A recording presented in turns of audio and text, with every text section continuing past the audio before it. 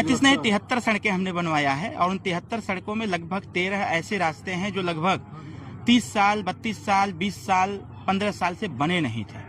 चुनाव के दरमियान जब हम गांव में जाते थे तो मैं अपने वोट मांगने से ज्यादा मेरा ध्यान उन कार्यों पर रहता था जिन कार्यों से पूरा गांव परेशान रहता था कि यह कार्य नहीं हुआ, इसकी वजह से हम परेशान हैं। तो हम उसको डायरी पर नोट कराते थे, अपने लड़कों से नोट करा करके। मैं यह जरूर कहता था कि चुनाव हारूं या जीतूं, इस काम को मैं जरूर कराऊंगा और उसी कड़ी को मैं निरंतर आगे बढ़ा रहा हूं। लगभग 73 रास्ते हमने बनवाया, अभी और भी बनवाएंगे। जहां जहां मेरे डायरी में जहां जहां का रास्ता, नाली या फिर स्कूल तक की बात है, मैं इस घोसी लोकसभा में 2 ऐसे गांव हैं जहां पर स्कूल नहीं है।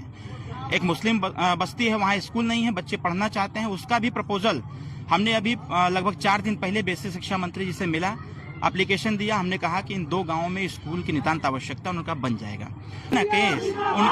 उनके केस करने से क्या हो जाएगा? वो तो पत्रकारों को भी धमकी देते हैं कि तुम्हारे खिलाफ मानहानि कर देंगे। माननीय के शर्मा साहब को भी बोलते हैं कि हम मानहानि कर देंगे। वो लगता है कि कॉलेज वॉलेज में खाली मानहानि ही पढ़े हैं, सिर्फ मानहानि पढ़े हैं। कहीं सुनिए, पत्रकारों को धमकी देते हैं कि तुम्हारे खिलाफ मानहानि कर देंगे। मतलब कि उनकर जे जी हुजूरी करी वो एकदम सही है।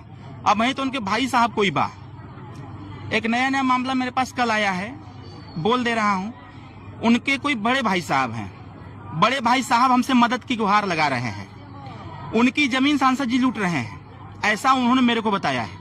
उनके भाई का आरोप यह है कि जिसको हम नेता बनाए, जिसको नेता बनाने के लिए हमने रुपया पैसा सब लगा दिया, जमीन जायदाद तक दांव पे लगा दिया, जब आज वो सांसद बन गया तो हमारे ही पीछे पड़ गया।